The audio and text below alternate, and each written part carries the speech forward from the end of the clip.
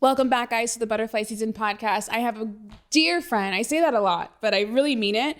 A really close friend of mine, Priscilla. She's on the podcast today, and we're talking about motherhood, knowing when you're in a cocoon season and how to actually honor that, and what boundaries set you up for success that aren't restricting, but actually like liberating. And we also tie a new meaning to close on Sunday, so you'll have to stay tuned for that one. But I know this is going to be one that you'll enjoy.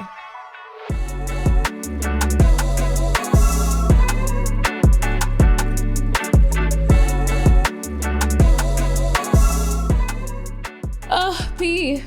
Hey. Do people say that to you? Hey. Some people will call me A, but like my mom calls me Nin, and that feels most like me. Okay, I'll use that. Funny enough, I was talking with a really good friend of mine who doesn't live here anymore. And I was like, oh yeah, I was like listing off the people. And I was like, and then the last person's Priscilla. She's like, do you call her silly? And I'm like, I should call her that. No, or not. I don't know. Because it's so corny. I think it's actually kind of funny. It suits me, yeah. I'm like, silly?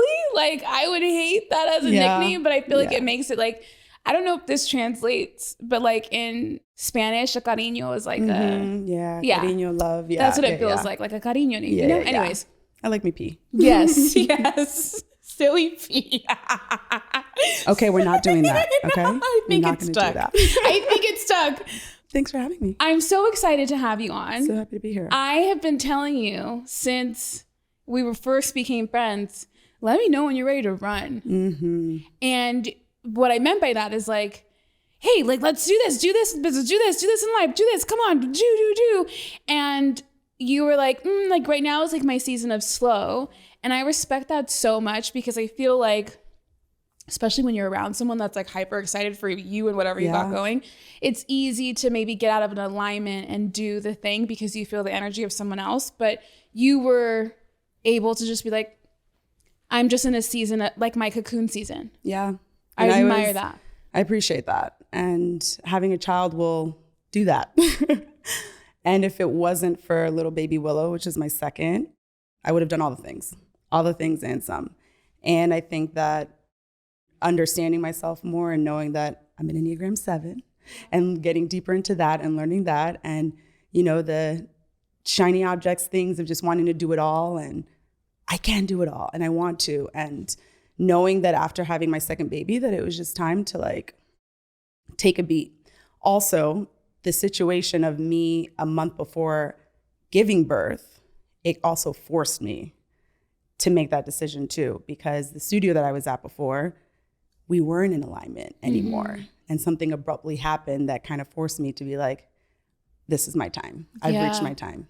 Did you? Oh no, you hadn't given birth. Were you pregnant when we were first friends? I was pregnant. Mm-hmm. Okay, but I was like towards the end of my like. It was because you were like, "Can you go on a walk with me and try to push this baby out?" I was like, "Sure." I was doing all the things. You were. I was really trying. Wow, I'm a toxic friend. I'm like, "Do you want to just run?" You're like, I'm actually. And it's so wild because I think back at that time and it was like, if I was still teaching, I would have kept going and I would have kept doing all the things. I would have popped Willie out. My plan was to like chill with her for like 3 months. It was like, we're going to just you and me. We're going to bond.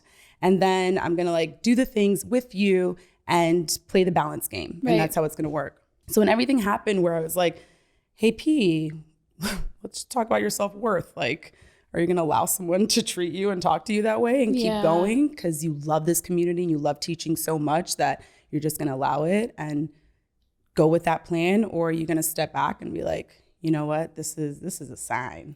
This is a sign right in my face to be like, you've outgrown this, you're good. It's all like, let's take a beat back. Yeah. So with that timing and giving birth in a month, it was like, I'm cocooning hard.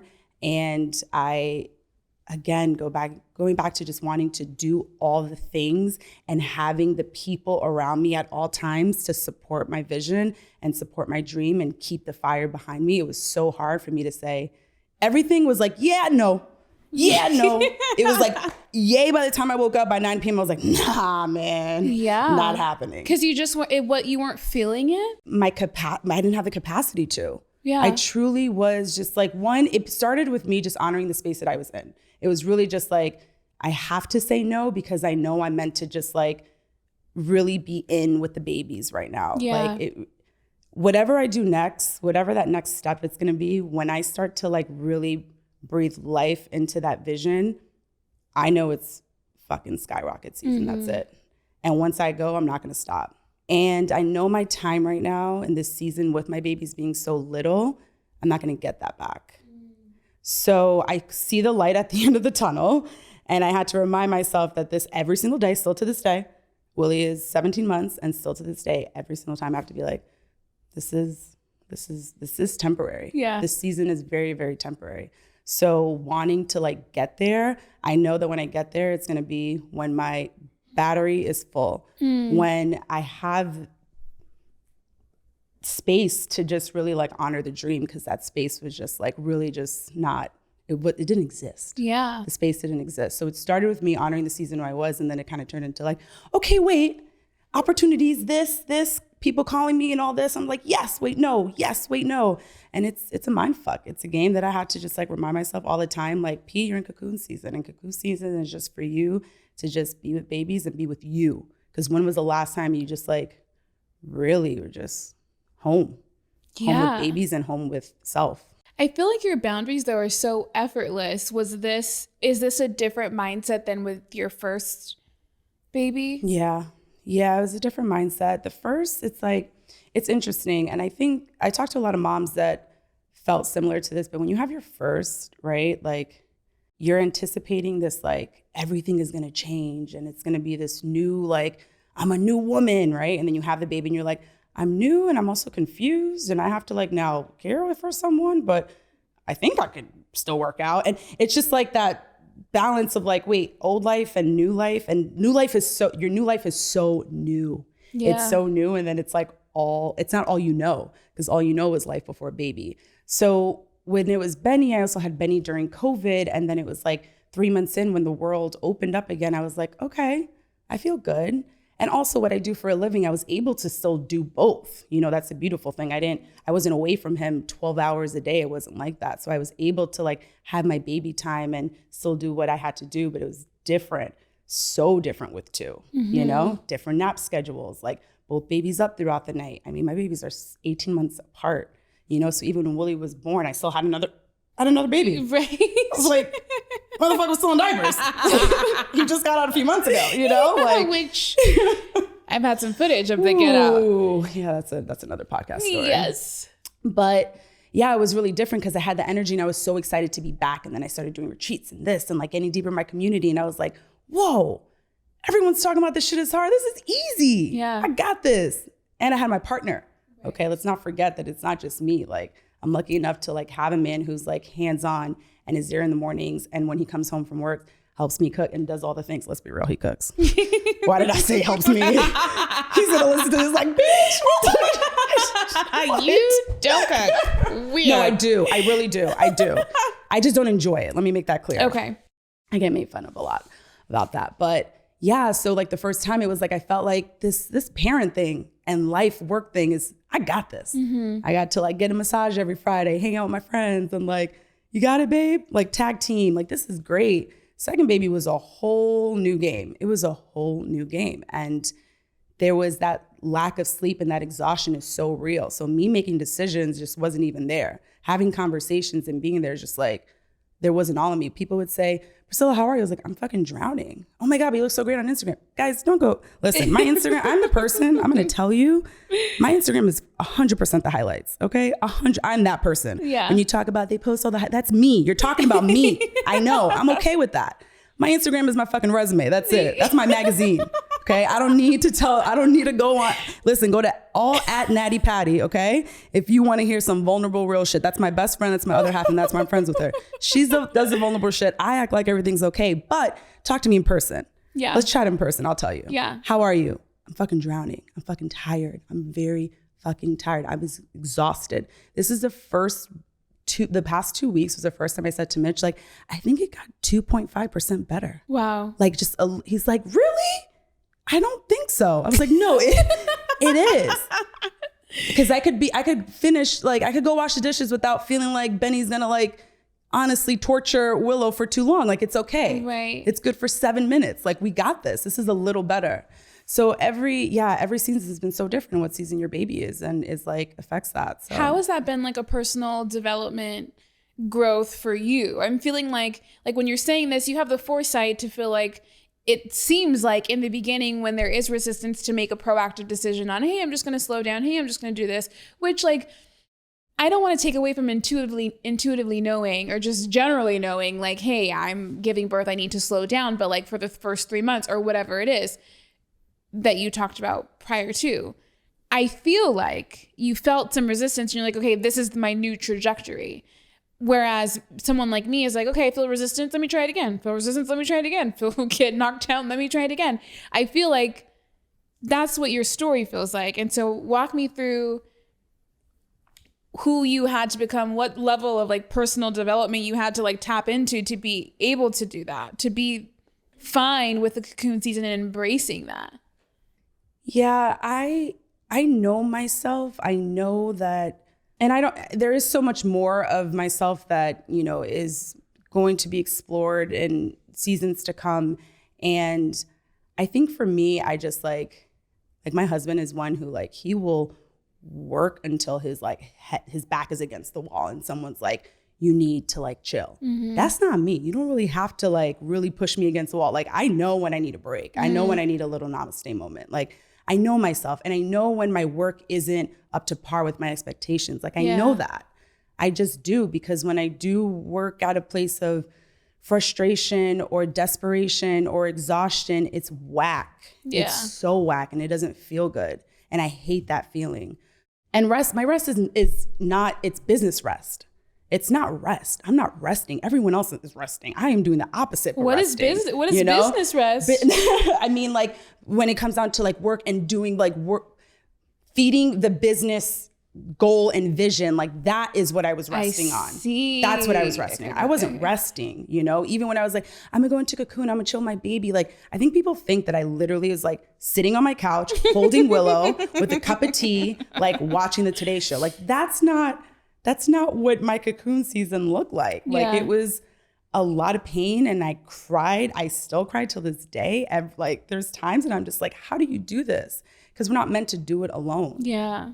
And like, there's so many moments of doing it alone. Just so overwhelmed, not being able to do. Overwhelmed, like not being able to do all the things and taking the back seat right now in this relationship. So because my husband right now is like travels so much for work and stuff. So we can't both be traveling. Yeah. I mean, there were so many opportunities that I had to go here, let's do this. And I had to say, no, we don't have family here. Yeah. So my husband's family is in Chicago. Mine is in New York. You know, it's like I was doing these things and we had to fly our parents out every single time for me to do things. Yeah. So, and for me to work out, I have to pay a nanny for a minimum of 4 hours for me to go work out. And I'm sorry, I don't like the gym. Okay. And I'm not a bar person. Okay. So the childcare thing was a huge thing. You know? I know that this break for me was just like, okay, all right, RIP, let's go. This is it. But I know that it's going to take every single ounce of me to jump into that. And I know that what I want and that vision is just not going to have the best in all of me because my battery is at 3%. It's the iPhone at the end of the day. That's me. Imagine I'm not operating at my optimal level right now. And so I'm honoring this space. One, knowing that my kids are only going to be this itty bitty and it's going to go by so fast. I mean, I look at my son and I'm like, he's 3 years old. I look at Willie, you know, and I'm just like, man, he was just there. He was literally just there yesterday and he's already now 3 years old. He told me today he was frustrated while he was taking a poop. He literally in the middle of poop, he goes, I'm frustrated. I was like, what'd you say? He said, I'm frustrated. I was like, where did you learn that word? He's like, my friend in school during a poop. I was like, that's interesting. Was he frustrated because he was trying to? I don't know. There's a lot. But just the words every day and all the just like the growth. And you're just like, I'm here. I'm so here for all of it. Right. Talk to me about your Sunday boundary. I was on the receiving end of this and it's like, I actually don't subscribe to that. Don't make plans on Sundays. Don't make plans on Sundays. You're like Chick-fil-A. I'm like Chick-fil-A. And I can't stand. Can I tell you what I cannot stand? when Chick-fil-A is closed on a Sunday when I want it. That's how I feel about my sushi restaurant. Yeah, I feel that. And that's you. That's me. That's me. And I'm the meme that's like so excited to make plans by 8 p.m. Like, I hope they cancel. I'm that meme. So I don't like to commit. I don't like to commit because then Sunday comes and I'm like, oh, I just want to chill. Just want to be home. Or I have the energy to like do something, but I don't know until that moment. So maybe. But like only Sundays though, that has to be like Sundays is just a beautiful day to just like not have any plans. Have one day out of the week designated to not have any plans. We make too many plans. There's so many plans and I want to do all the things and I want to hang out with my friends and I want to like do things with the kids and I want to hang out with my husband. But like there has to be a day that we just like don't make plans and see how we feel day of. Yeah. Yeah. That's fair. So just to like give context for people watching or listening, Priscilla was getting married. She's married now. And it was Sunday before she was going to leave for her wedding. And so like all of our friends were like, oh, let's throw her a bridal shower because she didn't have one. Oh, Sunday would be so great to do that. And we're like, hey, what are your plans? Let's just say it was a Sunday right before I left to Mexico for my wedding. Okay, let's just throw that in there. But also, you were like, I have all my stuff packed out. I'm planning 3 weeks in advance so that I can relax the last leg of before I leave. So I'm like, oh, she's relaxed. She's already been packing for the past 3 months. And so we were like, let's throw you a bridal shower for like an hour. And you're like, I don't do plans on Sundays. Yeah, they didn't tell me. You guys didn't tell me the plans. It was just like one person was trying to plan one thing. It was Kelly texted me. It was like, let's go on a walk. Let's do this or what. And I was like, yeah, I'm going to see how I feel on Sundays. What did I say? No plans on Sundays. NPOS. And she was like, what the fuck does that mean? I was like, no plans on Sundays. I was like, I'll see how I feel. Like, girl, look, okay, it's supposed to be a surprise. But like, can you come? But it's so great to just like, there's not many things that I like hold strong on, but like that is one thing that I do. And I didn't realize it was a thing until you like said it. You guys are like, fucking Priscilla on her Sundays. I'm like, yeah. I'm fucking proud that I do that. Everyone should do that. Yeah. Let's make it a national thing. No plans on Sundays. Close on Sundays. Open for business, maybe. Text me and I'll see how I feel. Like it. See how I feel. Yeah. But here's the thing. Granted, I was on the receiving end and was like, I don't know if I subscribe to the no plans on Sundays. Why don't we just show up at her house and see like surprise? That's what you have to do for me. But I do think that a beautiful thing about boundaries, and you have to love yourself enough to create a boundary and then uphold it. Yeah. And so that's a big one, even when people are trying to celebrate you and you're like, boundary for everybody. No, I for sure would have made an expectation if I knew that in advance. I would have been like, oh my God, you're throwing a bridal shower? I'll be there. Fuck no plans on Sundays. Bye, Mitch. Like, But yeah. I mean, I think it's so important that we have like those boundaries for ourselves, right? Like, I go back to, one of the moments that I was like so proud of myself for, and I was just like leaving a toxic work environment, and it was just like, I held my back. That was like I was like, damn, P, you love your community so hard and you love showing up for these people every single week. And it's but like, you love yourself more. I love myself more. I love myself more. I've never been talked to the way I did ever in my life. My parents never talked to me that way. And all it took was 1 second to be talked to in a way that I was like, bye. And I cried, oh my God, for hours that entire week, month. And my best friend Patty was there and my husband was there. Mitch said to me, if you're like this sad, like maybe just go back. I was like, I literally stopped crying. I was like, don't you fucking dare. You're like, not I'll in a million fuck years. you up too. Not in a million years. Yeah. He's like, yeah, okay, yeah, you're right. I was like, can I remind you what was said to me? In what way? Yeah. And I love myself more. And I love my people for sure. But like, come on. The thing is that with respect to that and that kind of catapulting into like, a longer cocoon season, but a more intentional and aligned cocoon season. Sometimes I feel like there are things that feel like guises to being like the funnel of community. Like you don't need this building or this establishment to have community. 100%. And that's exactly what I said at like my last like class too. I was just like, this is just like the four walls that are holding it together, but community is like, it's wherever we go. Right. It could be us, hanging out in a parking lot with a food truck. Like that's community right there. Like it's wherever you just pick up and go. And Right. it doesn't have to be an establishment. There doesn't have to be like cement on the floor, like walls everywhere. It could just be wherever there's energy is community. And that was beautiful to experience in the past year and a half in creating community, like in different ways. And I had to get creative. Yeah, you've created about it. Fun ways of community. So fun. I took one of your community dance classes and I have never laughed. So here's the thing. This was toxic. I don't subscribe to this anymore, but I used to feel like I didn't work out if I didn't feel like I needed to vomit afterwards, which really has now knowing what I know, has nothing to do with like the level of like hardness that you're working out. And it's all really about your breathing. So there's that. So I'm like thinking I'm working out really hard, but really I'm just like not controlling my breathing. And so that's why I feel like I want to vomit. 1. So 2, I took your dance class, a rooftop one, and I was laughing so hard and dancing and probably not breathing that I was like this.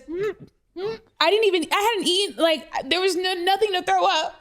But I was just having such a great time that I was like, I'm going to vomit. It was the best time. And it was just like, movement and getting people together and just like having great guides and coaches to just like give permission for people to just be like, hey, we're all here together. Yeah. We're all here together. It's something that me and Patty say all the time. Like, it's just, we create a space of just inclusivity. I really can't say that word. Did I nail it? You did. Of just having everyone come in and just be their authentic self. Like there's no one that's more like true and authentic than New Yorkers. Let's be real, right? And that I really think it's people from LA, but like whatever. Okay, Biggie and Tupac. Let's get into that. No, I'm kidding. No, but it really is just like, it's so beautiful when people are just like themselves. And I love nothing more when people are coming in and are just like, I've seen like your dance pop-ups and I'm really intimidated. I don't know anyone there. And at the end of class, people saying like, I was shit scared. And I've never felt so welcomed and appreciated. And like, I never just let go like that in my life. And that's the most beautiful thing to hear. And just to be a part of the creation of that is dope. Right. Is so dope that all we do is just like, we just show up as us and everyone shows up as them and we just like do the damn thing and have a party, and that's amazing. Yeah, you really do. It's nice because I feel like if we're talking about your journey of like, cocoon season and like going into butterfly season, and really like what created a cocoon season, or maybe just was the catalyst of it, was like being boxed in and feeling like community was only in these 4 walls. I love that you said that. And then now look at you actually creating communities and without walls in a bunch of different places and a bunch of different environments in a bunch of different ways. Yep. It really was a beautiful blessing. Yes, it was. To show you that like community isn't restricted. It's actually like, it's free, it's abundant, it's fun, it's like expressive, it's yes to all of the things. Like it's not constricted, it's not restricting. Yep. And the catalyst of that is, everyone thinking that it was like pregnancy and having the second baby. No, I mean, it all worked out the way it was supposed to. Right. And it continues to unfold. And there's so much ahead for our community and all the things and all of our friends and our support group. And it's so dope to be a part of. And it's so dope to just like have people like you around as well who just are there, just ready to fucking go. You're in the red convertible, like hop in, bitch. And I'm like, no, I'm gonna walk. I'm just gonna like go on my stroll, and you're like, beep beep. I'm right here, girl. Just jump in. We will see what that's like when I become a mom. Like, there's only room for one. There's 2 car seats in the back. But if you can squeeze. Yeah. So what's next for you? So much. The vision is big. What's the vision? The feeling is, there's a lot of there's a bigger community, and there's more movement, and there's beautiness coming. Yeah, there's a lot. And I'm so excited for everyone who's listening to just see what the next year unfolds, because she's cute. She's cute. She's real cute. She's super cute. Yeah. I'm excited for what's next for you, because I feel like you're only operating at a capacity in which I've always only known you at, which feels like you're still operating at a solid capacity. And my only measurement for knowing that you're not is when I'm like, oh, this, like, this is what I would do if I were you. Do this, this. And you're like, okay, I can't do all of that. No, you having it seem like, you're Jabberwocky. Chris Brown, this shit. Like, like you no, you know what? The image I had was like Transformers, when it's just like, like that is locked in and loaded. Like you haven't even seen that. You got that? Your Transformer season. That should be your podcast. Ooh. But what's before Transformer? Like what? Like your. Sorry. We were on two different pages. What did you say? The robot into the car. I didn't know where we were going. Yeah, maybe. But like, what does it transform into? Like, what does a transformer transform into? In the movie Transformers, I was just thinking about when it was like the car and then it turned into like, a beast, basically. Beast season. I don't know. I have beast no idea. Season. I have no idea. Oh God. But I'm gonna go back to this. Like, what was I talking I know, about? but I'm excited. I'm excited for you, and I'm always ready to run when you're ready to run, and I'm just so thankful that you said yes to another obligation, which is coming on this podcast. Girl, I'll go to war with you. From like day one, like you have just been such a ride or die. Like you are like what everyone says about you. Yes, I co-sign. I would take my period blood and sign it with that. You have to listen to another podcast. You have to listen to the podcast. Because I would have never said that if it wasn't, So we have to listen to the podcast with Patty where we talk about period blood, FYI. But she would put her period blood on the line. I would for you. Because you are so War freaking paint. Incredible. Yeah. Okay. Yep. Yes, I would. Yep. But thank you. Thank you for being like, anytime I text you, anytime I need anything, you are just like, here you go. What you need, girl. What you need always. And that is, it is a blessing. You are one of my favorite people that I've met since being in Arizona. And I'm telling you, I would ride for you. Like, I love you. All the things. So thank you for having me a part of this. Thank you for having me a part of your village too. Thank you. Please know the feeling is so mutual. Maybe not the war paint, but like if you were down, I would maybe. Let's explore that. Let's explore that all together. Oh my gosh. Thank you, P. Thanks. I love you.